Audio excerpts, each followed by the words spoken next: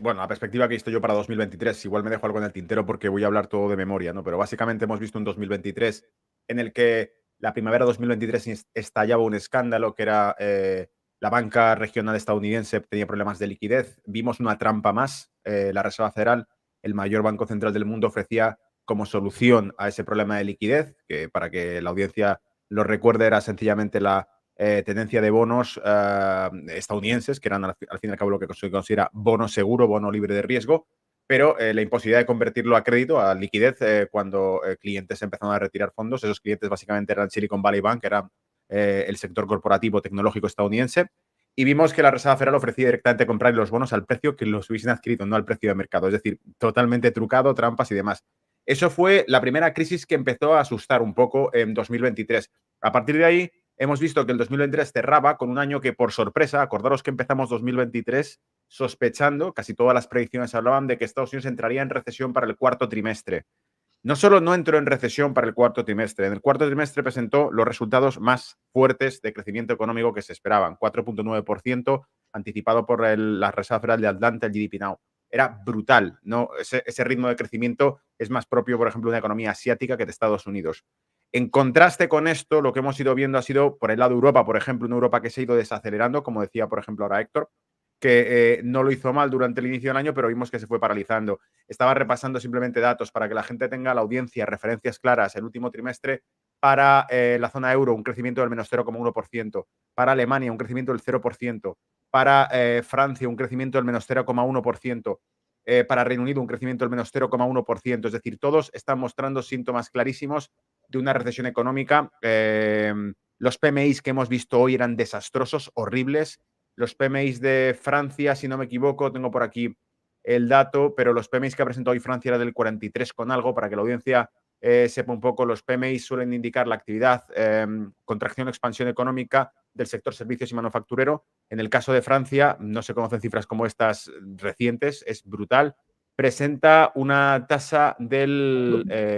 tengo publicados los del Reino Unido, que han sido algo mejores, se han librado de la escabechina, pero los de Francia, los de Europa, los de Alemania, zona euro, Europa y Alemania, todos por debajo de 50, indicando contracción económica. Por el lado de Europa, entonces, por lo tanto, lo que prevemos es que todo lo que se consideró que podía pasar está pasando, es decir, todo lo que se vaticinó en 2023 al inicio y finales de 2022, que era la guerra de Ucrania, motiva la ruptura de relaciones económicas con Rusia por parte de Alemania. Todo el complejo industrial alemán que se basaba en el combustible ruso desaparece. Objetivo, además, en la agenda de Estados Unidos desde hace muchos años. Podéis rescatar bibliografía, podéis rescatar incluso hemeroteca y ver vídeos donde podemos ver incluso a Condoleezza Rice, la que era secretaria de Defensa de la administración Bush, hablando precisamente de eso, que había que impedir los negocios y el suministro energético de Rusia hacia Europa, porque en tal caso, como dijo Kissinger en el año 1994, si esas relaciones prosperaban, se creaba una economía continental, Alemania, Rusia, China, por la que Estados Unidos dejaba de pintar nada en la hegemonía mundial y, por lo tanto, el objetivo principal geoestratégico era disruptir o crear una disrupción en las relaciones entre Alemania y Rusia. Se consiguió, la voladura del Nord Stream 2 también la vivimos, fue algo increíble. Aparecieron cada vez más voces discordantes precisamente desde Estados Unidos, acusando al propio gobierno de Estados Unidos de aquel sabotaje, ¿no? Infraestructuras alemanas, austríacas y rusas destruidas por una explosión. La Iglesia de la Climatología, los fanáticos del cambio climático no han dicho todavía nada al respecto sobre lo que fue una mayor catástrofe climática de emisión de CO2 con la explosión del Nord Stream 2, pero parece que eso no forma parte de la agenda climática y los fanáticos de la climatología no hablan del tema. Especialmente ahora que hemos visto el Foro Económico Mundial de nuevo haciendo toda la campaña propagandística para crear ese anillo único con el que gobiernan a todos, ¿no? Que es los objetivos que se establecen para crear una agenda propia en todos los países internacional y que dirija la agenda política de los gobiernos con independencia del color y de a quién hayas votado el ciudadano, ¿vale?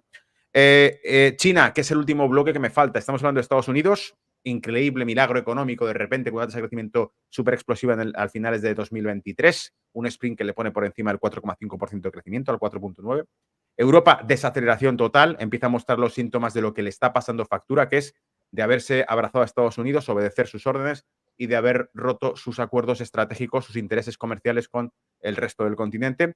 Y ya estamos viendo el factor China. China durante 2023 ha presentado varios síntomas de deflación, de desaceleración, Se habló mucho al inicio de 2023 de que la recuperación económica tan esperada de China post-COVID no estaba siendo tan explosiva como se anticipaba. Hemos visto caídas en las exportaciones que tenían tasa negativa. Se han ido mejorando con el paso de cada trimestre en el caso de China, pero aún así los riesgos principales que posee China hoy en día siguen estando latentes. Son el sector inmobiliario extremadamente apalancado, se ha dado muchísima flexibilización bancaria al sector inmobiliario.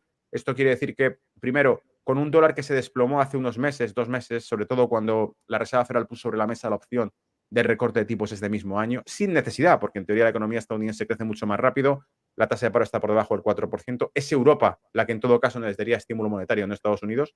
Pero sin necesidad de ello, Estados Unidos pone sobre la mesa la opción de recortar tipos, incluso antes que Europa. Y por lo tanto, la caída del valor del dólar produce que el yuan se revalorice, se vuelva más caro y deja mayor manga ancha a China a que utilice su política monetaria que hasta ese momento estaba bloqueada porque estaba demasiado barato el yuan con respecto al dólar. Y ahora hemos conocido hoy, hace 24, 48 horas, propuestas de estímulo por parte del gobierno chino, y con esto acabo, que son precisamente, por un lado, el estímulo que habrían puesto, un plan de rescate de más de 228.000 millones de dólares por parte del gobierno chino para estimular la economía. Fue un rumor que salió hace 24, 48 horas.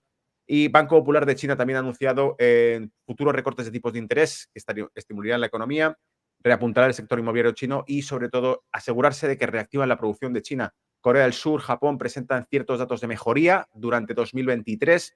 Japón, por ejemplo, ha sido uno de los países que más ha preocupado, con una tasa de inflación que iba subiendo y que ponía contra las cuerdas al Banco de Japón, que tendría que subir tipos de interés y tambalear la economía, cosa que no había hecho prácticamente en 20 años. Pero se han ido reduciendo esos riesgos con la bajada de la tasa de inflación también en Japón. Creo que no me dejo nada, he ido muy rápido, he tocado todos los palos, pero básicamente esto es como veo ahora mismo el mundo entre Estados Unidos, Europa y Asia.